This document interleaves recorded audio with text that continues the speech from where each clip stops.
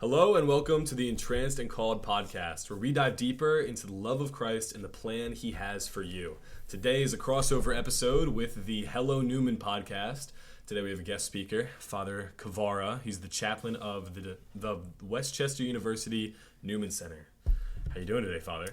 I'm doing great, Jude. Thank you for having me on. Very excited to be here. Yeah. So today I wanted to talk a little bit about your discernment story with the priesthood and how you wanted to be a priest and decided that was the route God was calling you to, and then a little bit about how you came into the Newman Center and what your first impressions were and, what your plans are moving forward. So where do you want to begin? So I guess we'll begin with my vocation story, which in a way is connected to, the Newman Center in that it started in Westchester. So growing up, I was born into a very, very devout family with both devout Catholic parents, which was very, very important to have both parents practicing their faith. So our mom was always very instrumental in teaching us the different aspects, and it was my father's practice of the faith that I think synchronized everything. So, we would learn about the faith and then see our dad put it into action. And every kid wants to be like his dad, especially every son. So if he goes to Mass, I want to go to Mass. And there's a reason why fathers go to Mass. The children usually go as well. And if he doesn't, the children don't go because they copy the movements, particularly of their father and their actions. So it wasn't just enough for him to go to Mass. He was Jesuit trained, all his life, and really ascribed to that, going deeper into your faith and never just being satisfied, kind of that chasing perfection ideal. So he just was never, he never said to himself, well, I just go to Mass Sunday, that's enough. He was a lector, and he would lecture and serve Mass on Saturday mornings after a long week of work, and so I would go to those Masses. He would also help and bring Holy Communion to people that were shut in, and I did those communion calls. He would visit people in prison and speak with them. So I actually saw kind of the priesthood in action. It just wasn't being performed by a priest. It was being performed by my dad. So there was never really, early on where I saw a priest doing priestly duties and said, I want to do that. It was that I saw my dad exercising his common ministry of the faithful, common priesthood of the faithful, that really, put that in motion as far as, well, what do I want to do? So I was like, well, I want to practice my faith. Even though I didn't say that out loud, implicitly that's what was happening. Right. And so that's kind of where it probably all began. And then, once he passed away, there was, I wasn't, instead of watching him celebrate or watch him participate at Mass or bring, communion, it was then watching the priests themselves do it. And so that it was kind of like a, handoff from my father to the priest now that he was gone, that, all right, now watch them, do what they did. And so then I began to watch them, and the funny thing that happened was as they were doing, as I would watch Mass, as I would hear them preach, my inclination was always like, I think I could do that. Yeah. Kind of like how and I always had an appreciation. I would have an appreciation of the military, but I knew that I probably couldn't do that, or I would be in awe of different, professionals, doctors, or even lawyers, but knowing myself that that's not what my talent was, and so I wasn't going to do it. But when I watched, the priest celebrate Mass, preach, hear confessions, and by myself going to confession, I would even remember being in a confessional, be like, yeah, I could do this. I could listen to somebody, confess their sins, give them advice, be gentle about it, be also, admonishing, and allow, and really, doing that on a regular basis and not being overwhelmed by it. It was never that I thought, the priesthood would be easy. Right. It was simply, it was actually that I knew it would be hard, but that I knew I could do it. Yeah. And that was probably the first, motion. But I didn't want to be a priest, though. I wasn't one of those, when I was 6 years old, I wanted to be a priest. It was from adolescent and teenage years, I saw the priesthood and said, I could probably do that. Right. But as far as the want was not there. I didn't want to do that. I wanted a very, very different life. I wanted a family. I really wanted to just be involved with the sport of football in any way possible. And the irony of my life now, which I'm sure we'll discuss in a minute, is that, I always felt that if I went into the priesthood, and would be true, that you're basically saying goodbye to football. And, I had such a strong relationship with it because when that was the last thing my dad kind of got me involved in before he passed away, was I started playing football in about third grade. And he passed away during my summer going into fifth grade, and I didn't want to play football anymore, and so I didn't. And then St. Agnes, out of the blue, started a CYO program and started football, and knew I had played, because I had played with some of the dad's sons in this football league called LAFA, Little American Football Association. Okay. And LAFA, as they used to call it. And so a lot of those players went from, instead of playing over there, during their 6th, 7th, and 8th, they went over to play St. Agnes CYO, and I did not want to play. The only reason I even got involved was because one of the coaches, who was a genius, had a birthday party, but had it at an athletic facility, like an ACAC, and we just played flag football. Nice. So looking back, it was basically like a combine, like the way the NFL does it, but for like fifth. It was genius. Like I think back now, I'm like, that was one of the most ingenious things I have ever heard of. Wow. And ironically, I love football, and I was also a baseball player, so I actually had a really strong arm, believe it or not. And I was playing quarterback, and I was just throwing the ball all over the place. And the one dad was like, he's playing. Like the original plan was I was going to be the quarterback for the new St. Agnes CYO JV team. Cool. And so that is probably the only thing that got me back in. If you're a kid, even though I was done with football, right? If somebody says, I want you to be my QB1, you're like, yeah, I'll do that. Yeah. But it was funny, when I was at LAFA, I actually did like playing football, but I was a lineman. And the minute I put the shoulder pads back on and the helmet, I was like, nope, I don't want to throw passes. I want to hit people. Yeah. I want to go back and play defense. And the guy was like, no, you're going to play QB. I'm like, no, I'm not. Yeah. I said, I'm done. He's like, all right. So I said, I'm going. And that was so big that they saw me play D-line, and, I did a really good job at that. In fact, lineman of the year, humble brag. Okay. But because I did so good at that, they're like, yeah, fine, keep him at defensive line. And then that's how my second stint in football began. Nice. And that was from 6th grade on. I just remember thinking, like, I have to be involved in this. The initial thought is NFL, and then I realized that's not going to happen. And then it was like college, Penn State, Notre Dame, the big schools. I was good when I got into high school, but it wasn't good enough to play at a big school. So I'm like, all right, I don't care. I just need to play anywhere, because then I'm like, all right, I'm not going to play football for the rest of my life.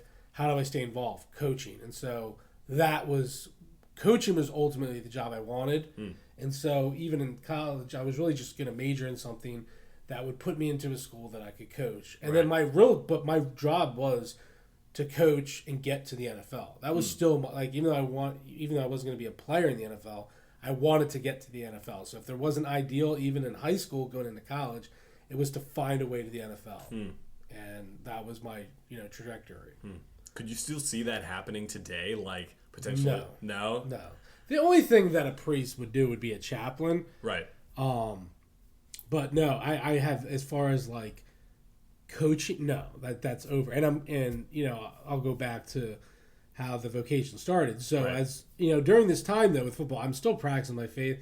I actually become very apologetic in defending the faith. I had a very good mentor, Bishop Shanahan, Father DiMaria, because even though he was not a sportsman himself, his attitude of not apologizing for being a priest stuck with me. He was very confident in his priestly identity. He knew what he was. He didn't take, any slights from people. He exercised his priesthood. He didn't change who he was. He had a very different personality from most people that you'd see. And he was also a young priest, but acted like he was 80 years old, which he would smack me in the back of the head for saying that. But in a way that, like, he knew what he was. Right.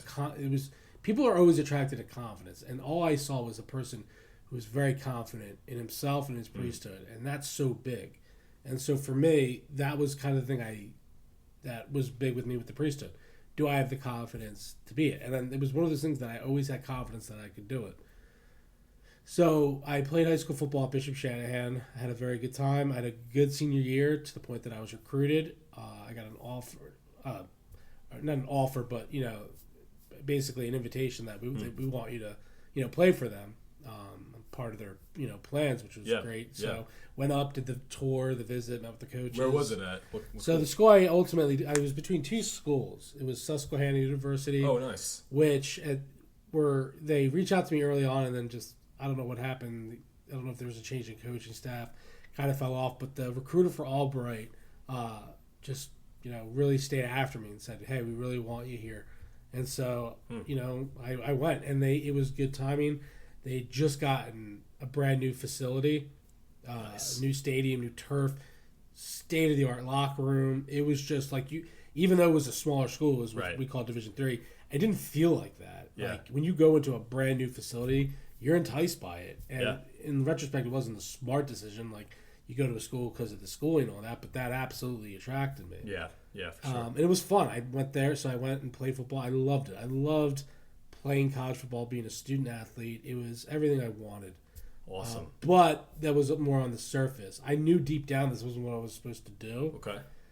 And as I went into that summer and then into my sophomore year, I was just filled with like a lot of uneasiness. And I just knew, for whatever reason, and every football player goes through it, you just hit a wall where you're done. And all I kept thinking was like, I love this game so much, but I'm done playing it. Like you didn't have the desire to play it anymore, or you knew that physically you were gonna hit that end point. Yeah, the desire. Yeah, it was just desire. Like the way I didn't have this desire to put the helmet on anymore. Like I still loved the game and everything. I just didn't want to play it anymore. It's hard. It's very hard to play college football at any level. It's just a lot of commitment.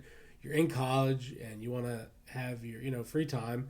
But it wasn't even so much that because it wasn't overwhelmed. It was just I didn't want to play it anymore, and I've never quit anything in my life, and so it was the only time I've ever quit something where I really had to like go in and tell somebody that I couldn't do it anymore. Right. It was kind of you can't give you can give out but you can't give in. Right. And I think I was giving out. I wasn't giving in, and so without football, it made no sense to stay at that school. Because that was the error that I made. That I didn't go to that school for the schooling, which is what I should have. What were you majoring in at the time? Uh, You don't remember? Technically, it would have been communications. Oh, nice. Because I had no idea what I wanted to do. Okay. I was like, and I really liked sports radio. Yeah. So that's why I majored in that. But like, I didn't want to really do that. So I had no direction. The only thing that I saw myself as far as career or lifestyle was the priesthood. And it was like I was so early in my life that I'm like, my thought was, why don't I try this now? I said, if I'm seeing this clear, like, if I really don't know where I'm going, but this is something I'm into, why don't I go and try it? Actually, with the understanding that, I might not work out because my vision, the seminary was like, all right, I'm a college athlete going in there. Right. I'm going to be surrounded by a bunch of nerds. Yeah. And, yeah. wasn't that far from the truth. But, and I mean that in a very loving Christian manner. Right. There are nerds, good nerds, holy nerds, Right. Yeah. Holy priestly nerds. nerds, but nerds. And so I was like, I'm not going to fit in. And then I was wrong. I mean, yeah, there were people that were very smart, but they were open. They were down to earth. And then I, met a group of friends where one guy was a D1 lacrosse player. Another guy was a D1 swimmer. So, yeah, they weren't football players, but they were D1 athletes, and they came up to the same conclusion as me. So it was amazing how, and honestly, in none of the other years did you have that. These guys were like a year or two apart from me. And it was funny that I found myself in the seminary at that time with those gentlemen. Yeah, It was like, if I'd been, I'm sure there's been other college athletes, but to have like at any other time. Yeah, and they were both Philly guys, they were both studying from Philadelphia. It was just, and then that, that kind of became like the, the close group that supports each other, to go through the seminary. That's cool. If I had been in any other group, I probably don't make it. Yeah. And I had other friends, of course, but I just always thought like, my thinking of the time go in now. If I had waited 5 years, I probably am not friends with them. I don't really know them, and then who knows? Things could have turned out much differently. So that was my thought. It was very confident. It was like, and when I told people, I'm like, yeah, I'm going to go into the seminary. They were like, what? Yeah, my family was supportive. Not one person said. I think I had one brother in kind of like a shin kicker way, just kind of said, "Oh, you're not going to make it." And one brother that said, "Shame for the ladies." When I entered, nice. But almost all of them were supportive. My mom was supportive. She was kind of like, "You sure?" Yeah. I'm like, "Yeah," but she was like, "Good, all right." And she was as supportive as if that's terrific. Any player, any parent would be in anything. So I had no resistance, which I think made it. Which was great for me because I probably was looking for an excuse. So if my family had said don't do it, I probably would have listened to them. Yeah. But because they were like, yeah, if you feel it, do it. Yeah. I went in. So that's very big. Vocation, yes, is God calling that gentleman, but having the support system is massive. Right. It is. Yeah, because it's 8 years. And your biggest temptation is to try to figure out all 8 years in the first 6 months. And you just have to take the seminary day by day because you'll have a day where you feel like you can absolutely, do the priesthood or, be a good priest. And the other days be like, I'm going to be a disaster. People are going to walk out of my homilies. They're going to, leave the faith because of me. And like, that's just the devil putting that nonsense of course. in your head. And as I learned on, and it took a while to gain confidence. I was not a good public speaker. I have a very relaxed attitude with it now, a very comfortable attitude, but I was not when I first started. I mumbled, and still even have that tendency now. But I would mumble and also be self-conscious of myself mumbling, which made it worse. I would really talk down, kind of like that, so where you just instead of enunciating. So I actually put the same amount of training that I used to put into football, I put into the priesthood. I really trained myself. So I really practiced speaking. I really forced myself to slow down, to read every word carefully, to make sure I'm breathing, to make sure there's pausing. Like I really trained myself to do it. And ironically, like football, we always record the games and you watch the film and make corrections. We recorded ourselves public speaking, recorded ourselves celebrating Mass. And I would watch film just like a football player and making notes. All right, your right hand was a little higher than your left hand on that. You got to make sure you correct it. Or I'm not announcing the words clearly enough or things like that. So a lot of the principles that I applied or I learned during my football years, I then applied to the priesthood. That's why people literally call me Father Football because I use so many football analogies because that's how I trained myself to be a priest. And early on, I had people, even seminarians, saying, well, you're kind of obsessed with football and, priests aren't going to be involved with football. And I'm like, I don't care. I'm never going to, it was somebody had told me before I went in, which was the best advice that was ever given, be yourself. Don't change, be yourself. So even if it works, great. If it doesn't work, at least you did it, doing it the way, you weren't faking it. Like you were being authentic. And authenticity is such a main thing for people, particularly in the faith. If somebody's a phony, you're not going to confide in them or ask them for help. So I was very big on always being authentic, and I am. And it sometimes can come across a little, I won't say abrasive, but a little, it can be blunt, maybe even borders on curt at times. But a very big part of me, or a big part of my formation, was being myself. And that's still the advice. And anybody ever asks me if they're thinking of the priesthood, my advice, I say be yourself, or it's not going to work. You can only put on a facade and a charade for so long before it just crumbles. And so that was so that's essentially my vocation story. It started out watching my father. He passes away, sadly, but in that because I saw what a priest did at a young age, all of his serving and helping out with Mass went to the priest. And so instead of wanting to be like my dad, who also was a coach and was involved heavily in sports, that sportsmanship plus the priesthood then went, into what I am now. So I'm like a makeup. I'm fully alive as a priest. Like I make no apologies. I always refer to myself as a priest first, and I always will because that's what I am. Do I coach? Yes, I coached at Arch, and that was the thing that kind of comes full circle. I thought I'd say goodbye to football, and then I go to Archbishop Carroll, and I go there, and my friend Father Spezial says, "Oh, they just hired a new football coach, and you're a teacher and teachers coach, so why don't you see if he needs a coach?" Yeah. And the day I went to visit, the coach was there meeting with the team. Yeah. In one of the rooms, his name was Kyle Detweiler, who's the best defensive football coach I've ever been around. That's awesome. I'll go to him for advice. Even though I love Vic Fangio of the Philadelphia Eagles, if I had two numbers and I could call Kyle Detweiler or Vic Fangio, I'd actually call Kyle Detweiler. That's how much I believe. Wow. In his defensive schemes, particularly because he coaches high school as well. Right.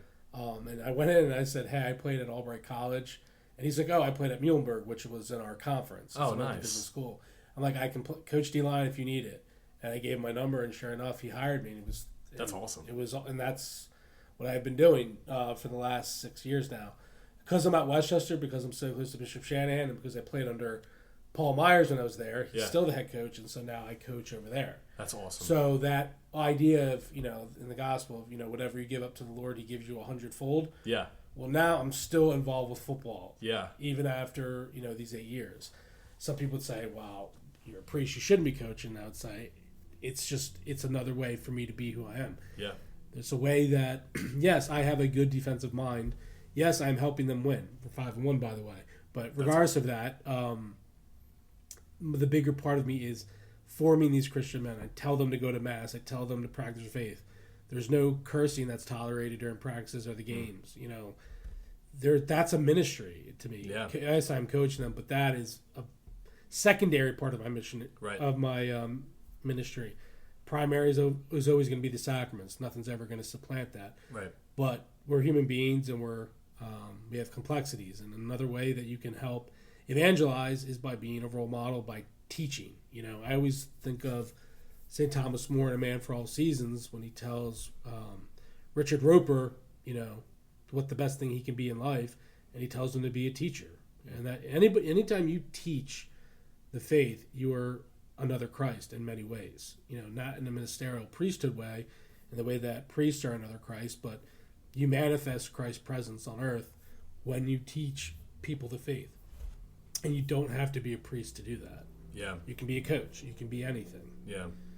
So there were a few things that you said about your journey that I wanted to come back to. So the first one being that initial call that you had in college when you were debating it. Was there any sort of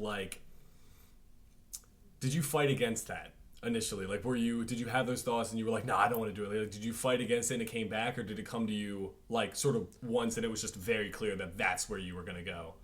So it really kind of came up. The first time was probably the end of junior year, but it wasn't a sincere. It just kind of popped in, and it was like, okay. And it was because I did a visit to the seminary. It was just I guess at the time it was Vocation. I just thought we were visiting. And I laughed because it was just like a day retreat, and for the football team or for all? No, for all high schools. They invited all the high school males. Nice. Okay. And there was a priest giving a vocation talk. His name was Father Spezial. And I remember laughing because he was only a seminarian, and he's a priest now. He's a great priest. He was with me at Carroll.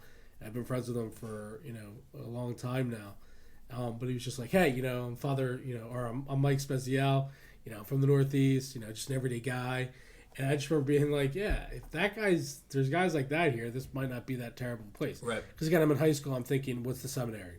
Nerd central. Yep. Nerds. Yeah. Like, yeah. and you take this seriously? Ew. Yeah, I was like, nerds. It's more of an indictment on me. I bought into the whole football player and job. It was like out of a movie. It was dumb. Yep. And so it was. That's kind of how I viewed the seminary. It was nerds, and it was more that it wasn't on them, that I'm not going to fit in. Right. And so when I saw somebody just talk like a normal human being, yeah. And I think he even mentioned that he's a big sports fan. I'm like, all right, well, that I would probably be friends with that guy. Yeah. So that's probably the first where it came in, but it wasn't a serious thought. Then it kind of came back senior year, and it was right around the time that I was getting recruited, and it was kind of ironic. That's when I started thinking about it, And because I was being recruited, which was just a fun process, when you have a college coach telling you, we like you, your film, we think you're going to be a good player. Like, that's cool to hear as a player. Yeah. That your high school play mattered. And so I put the call to the priest on the back burner because I'm like, I'm not going to let that get in the way of this. And so it was there, but I did not contemplate it even a little bit. Once I achieved that dream of playing college football, I think there was kind of a centering, or not a centering, but I was at peace. Yeah. And once I was at peace and there was nothing to fight against, it was like the call came back and there was no excuse. Yeah. You know, I can't say, well, I tried college. It was always, I don't want the priesthood because I need to experience what college football was like. That was very big for me, no matter what it was. Whether I was a water boy at Penn State or playing at, Albright College. But once I experienced it, there's no excuses. Right. I'm very big on not making excuses. When I tell players, when I tell students that I taught, don't make excuses. Make another person can make the excuse, but don't make excuses for yourself. So once the excuses were gone, it was like, well, I'm very big on listening to signs, and I can't describe it. It was like, I have to do this. Yep. Almost anticipating that it wasn't going to work out, but at least I did it. Because I did not want to get married and then think about... That was my biggest thing. The idea was that I would get married and then think about the priesthood now. And I just, in my mind, thought, what a horrible thing that would be. Right. And you'd feel conflicted, like your heart was like divided. And so the idea was that, well, if I was ordained and then thought, oh no, I should be married, that would be tough and difficult. But I'm still, I'm not hurting somebody else. And that, it's not the right thought, but it would still, this is me thinking as a teenager, I'm still giving up something for God. Right. It's still an honorary thing, and I could still do it. If that call came in and I have to tell my wife, like, I'm not in love with you anymore because, like, I never would want to get, or having children and being like, because of them I can't be, like, I never wanted to pit anything against something else. Or pit a human being against the priesthood. Right. So that's, and there's other guys who've done it. It's like, I just was going to try it because I thought it'd be a cool experience. Yeah. And it was. And, like, even when I went in, there was still a part of me that said, I don't think I'm going to get ordained. I'm just so different. Did you want to? Or did that kind of come in over time? Get ordained? Yeah. Like, when you first came in, was it the thought that, like, I want to, but I don't think it's going to happen? I think I just really wanted to learn more about the faith. Okay. And I think I was a student of, football, and I just liked figuring out how things work. Like, how does an offense work? How does a defense work? I wanted to see how the church worked. I wanted to see, how does a guy become a priest? Yeah. And there was a side of that I really wanted to see. Wearing a cassock. Why do we celebrate, St. Jerome? Why do we wear red? All those little things. And as much as I learned about the faith from my parents in high school, this is now on steroids. And you're getting everything. 40 hours. I had no idea what 40 hours was. And, I really didn't even know who St. Charles Borromeo was. I didn't know so many of those saints. St. John Chrysostom, St. Francis de Sales, St. Teresa. Like, I just maybe had heard them, but I didn't know enough about them. And now I'm learning everything about them. Right. You know? I knew the 7 sacraments in name. I didn't know about form and matter and the hypostatic union, or the, differences between, grace and, mercy, and just learning different scripture passages and why the New Testament is written in Greek. Like, it was just amazing to see why the church functions the way she does, and that's what I was getting. And then, I actually didn't want to be a priest because I had no confidence actually in my speaking ability. I had not learning difficulties, but I had a very, hyperactive kind of brain where I could read, but I couldn't slow it down, and I wasn't dyslexic, and I just had a tendency to read the words so fast that they never actually sounded like sentences or phrases. Okay. And so early on, I'm like, well, then it was funny because preaching has been one of the things that I think I feel like I'm okay at. I'm not great, but I don't like, oh man, I gotta preach. Like it doesn't give me anxiety Right. the way other things would. Right. And so I was like, well, it's just gonna be one of those things where I just might be a bad preacher. And something went off my head that said, no, you're not gonna accept that. And so I just really trained myself. Yeah. And I probably really didn't want to become a priest. I know it sounds terrible. Until second theology, when we really started doing homiletics, and I was like, you know what?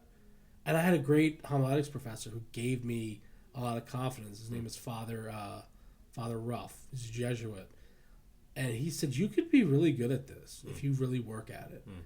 And he said you're not great now. He said, but you have the necessary skills. Like you have a good voice, you modulate well, you make points, you're able to relate the Gospels in a way that people can understand. And so I took that and then really worked hard at it. And to this day, I really, really work hard at homilies. Right. Yeah. I put a lot of effort in them, and I really do the best job that I can to execute them. And so that's kind of what, really, once I was comfortable in that, then I really wanted to be ordained. Like, I always wanted to be ordained. Right. It was more like, I don't know if I'm going to be a good priest. Yeah. And once that switched over, that's why, Father, or what's his name? Di Maria? No, Dr. Peterson. Okay. It talks about why encouraging is so big. Not flattery, because flattery is lying. Encouraging, meaning encouragement is seeing something in somebody and literally trying to bring it out of them. That's what encouragement is. That's what courage is finding that strength within a person and bringing it to the surface. And his saying that to me, he probably didn't realize he was saying it, just changed everything. Like, as a light went off, I'm like, all right, he thinks I can do it, so I'm really going to try to do it. And I worked really, really hard during homiletics, during the rest of my time there. Yeah.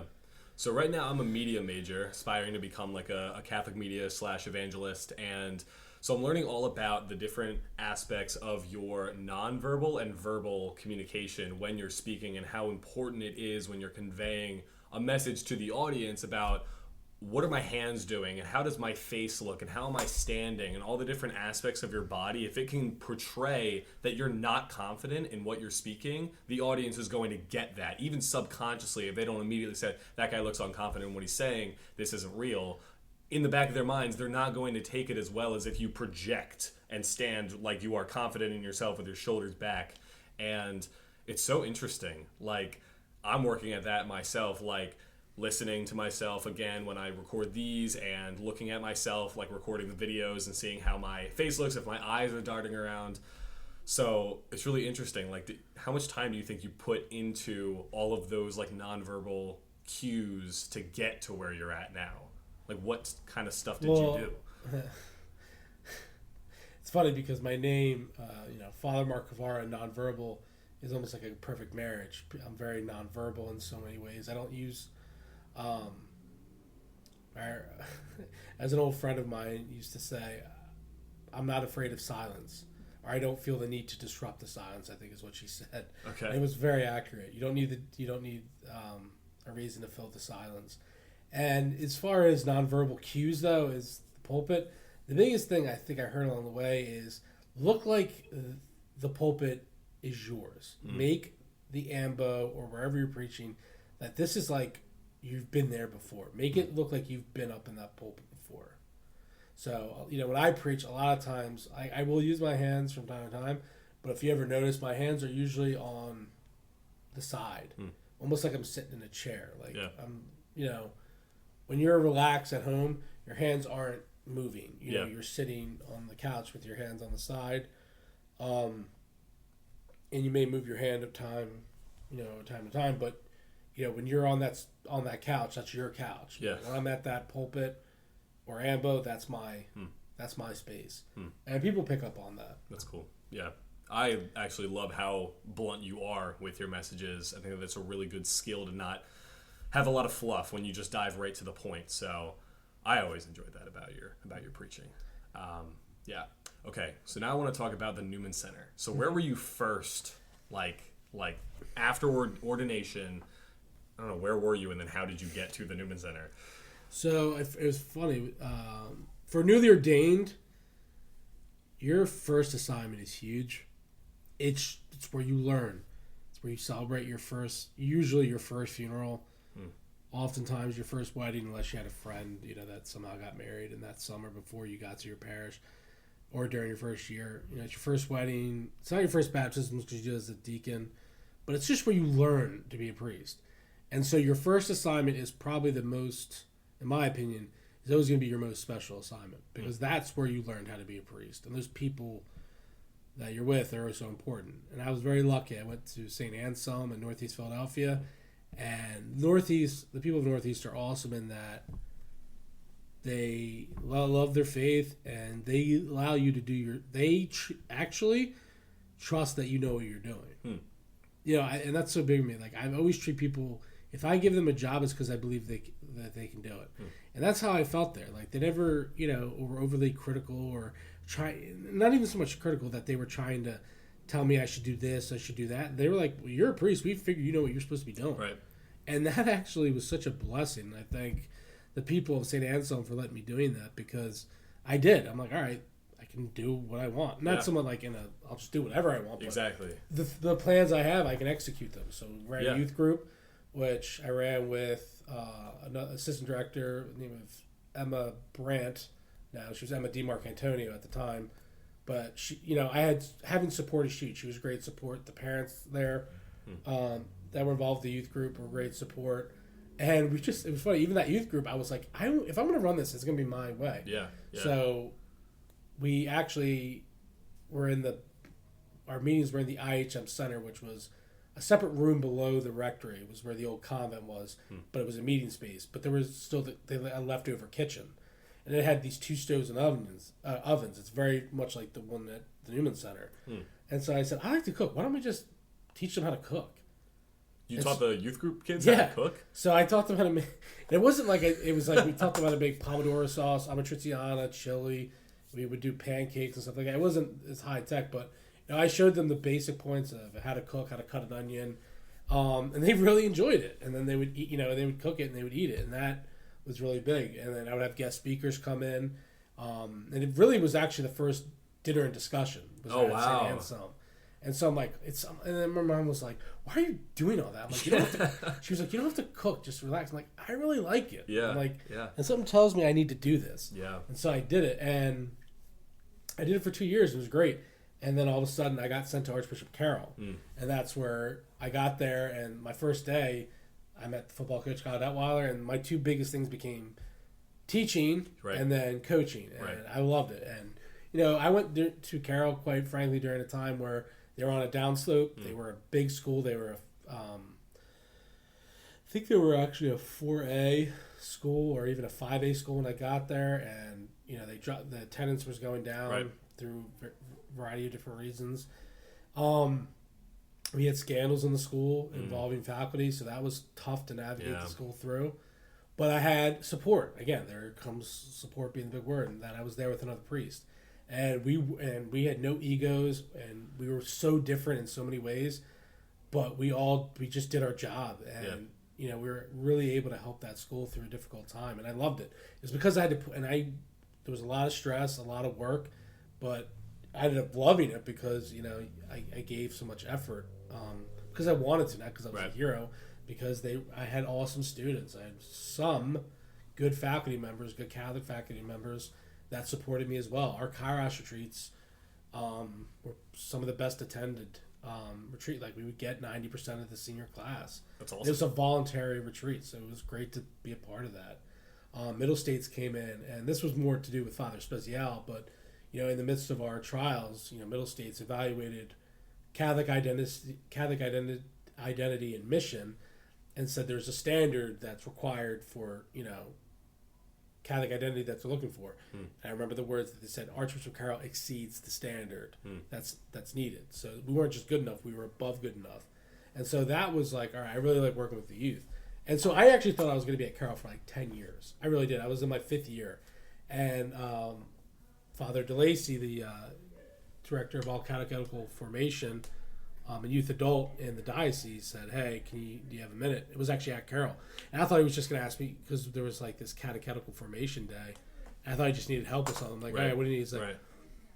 He said, "How would you feel about going to the Westchester Newman Center?" And it was one of those things that I had never expected. Yeah. But the irony of the time was that I was living at St. Pat's in Malvern, and my roommate was Father Tom Gardner, who was at the Newman Center. You knew him before? Oh, we were already friends. Oh, Father Tom will tell you a story. We've been friends since the seminary. He's actually probably one of my first friends, one of the first seminarians I really met and liked.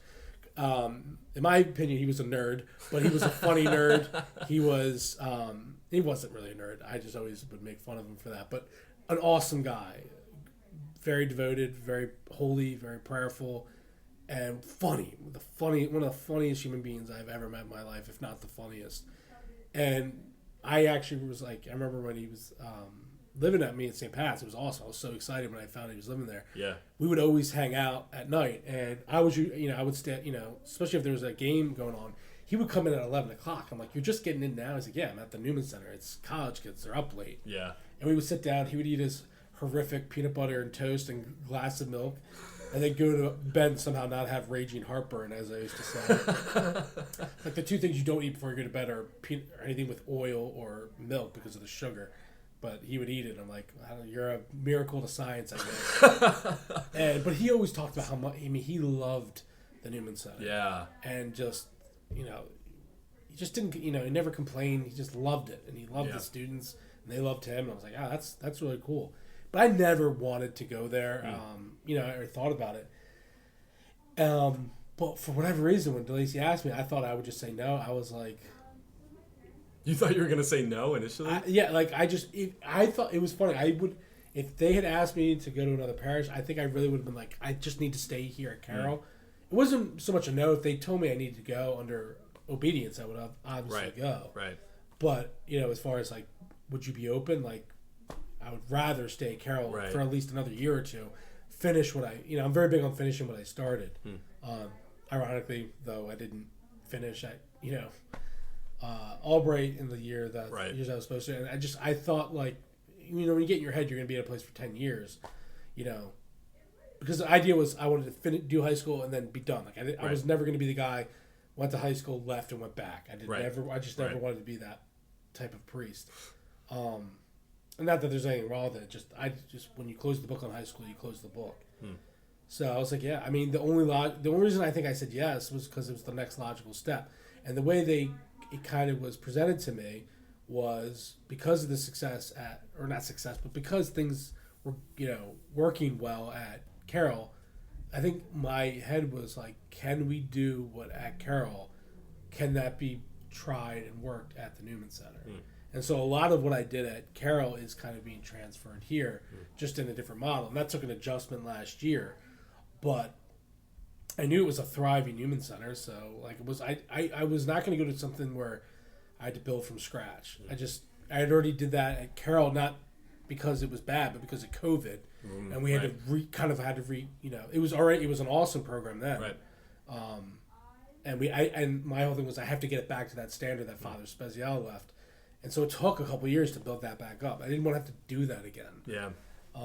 And I did, and that's been the best thing of the Newman Center is.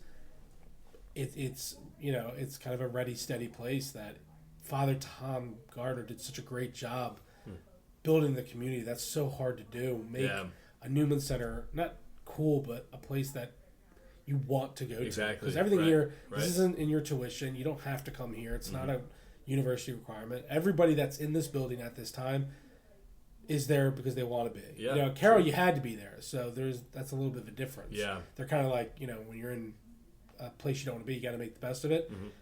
You don't have to be here. And I think that's been the coolest thing about the Newman Center is that anybody that's here is here because they want to be. That's a very different dynamic. So. I showed up here first week of my freshman year. I didn't come to Westchester thinking I was going to be super involved in this. I didn't come here wanting to grow in my faith all that much. I came here because the campus was pretty and I didn't really have anything else on my radar. It was cheap. I toured the Newman Center when I first came in, and I was like, all right, this kitchen looks kind of dingy. I hate this carpet, whatever. And I remember showing up, met Mikey Igo, who's in the seminary, Mike Igo now, and I met Father Tom. Our first encounter with Father Tom, I went into the chapel, and he says, "Oh, do you want communion?" Because I showed up at 5. They did the mass at 4 and the barbecue at 5. I showed up at 5 thinking that, whatever, it was a miscommunication on their end. And I showed up, and he's like, "Would you still like communion?" So I said yes. I went to the chapel, and he turned around, and I messed up whether I was going to receive on the tongue or in my hands, and I kind of like pump faked him and then dropped the host on the floor, and we both just kind of looked at each other for a second. And I bent down and picked it up, and I ate it, made the sign of the cross, and we both just kind of acknowledged each other and walked away. And it was so awkward. It was the most awkward first encounter. I doubt he even remembers that, but that was my first encounter. I was like, wow, all right, I already am off to an awful start here, and missed all the food. The food was gone because it was an hour. Or no, I showed up like everybody got the food right at the beginning, and they didn't make enough. Whatever. But yeah, the place really thrived, and I absolutely loved being there. And when I heard that you were coming in, at first everyone was like, Father Tom, like, you know, we're going to miss him and everything. But yeah, I think I speak for everybody when I say, like, you came in swinging, like a ton of changes immediately that I saw initially. Like, the biggest thing which I was in favor of was the carpet. That needed to go. Yeah, so for me, you know, like, again, like, it's, you know, the building, considering how old it is, like, anything needs, you know, work. My whole thing was I had to change the carpet because I had bad allergies. Oh. It wasn't even so much that, this is whatever. You know, a lot of, you know, Father Tom did a great job with the church first and foremost, but the chapel he renovated is, that's his legacy. Mm. And I wish I could name it after him, but, you know, we gave it to our Blessed Mother. But right. I really love that chapel, taking such a little space like that. Yeah. And now it's our adoration chapel. Yeah. That's what priests are supposed to do. Priests start something, the other priest continues it and builds it, and we build upon each other. Not they build something, you tear it down. So, right. I'm very big on facilities, and that's why I brought up that story about Albright. It's not that I love the finer things. Right. I just like things to look ordered and everything like that. And you know, it was Father Tom would have replaced the carpet probably the next year anyway. So I did come out swinging a little bit, mainly because that's just what I do. But traditionally, when you go to a new assignment, you know, you're really not supposed to change things for a year. You just kind of let yourself settle in. So by my own standard, I probably went a little bit too far in, but I knew that we were going to keep growing, that what I was going to do is that I wasn't going to get in the way. I was going to let Focus do what they need to do, the exec board do what they had to do, and I could tell places that are growing. And that was the first sense I got when I was here, that I used to come here as a kid, and the times that I would come in and help Father Tom with things, like, there was a lot of kids, a lot of students here. And so part of the reason that, you know, I knew that as this increases, you're going to need a pretty sturdy floor. You're going to have to make some, you know, if you're going to have a lot of people coming in, you want to make sure the place is looking as best as it can. And, you know, that's just, every priest has different, you know, focuses, and mine was, you know, Father Tom took care of the most important places, the sacred spaces, so now I'm focusing on the community spaces. So, like, it would be counterproductive to me to, like, all right, well, now let's redo the church again. You know, it's what needs to, what next needs to be done. So, you know, bathrooms are going to need to be redone, doors will need to be redone.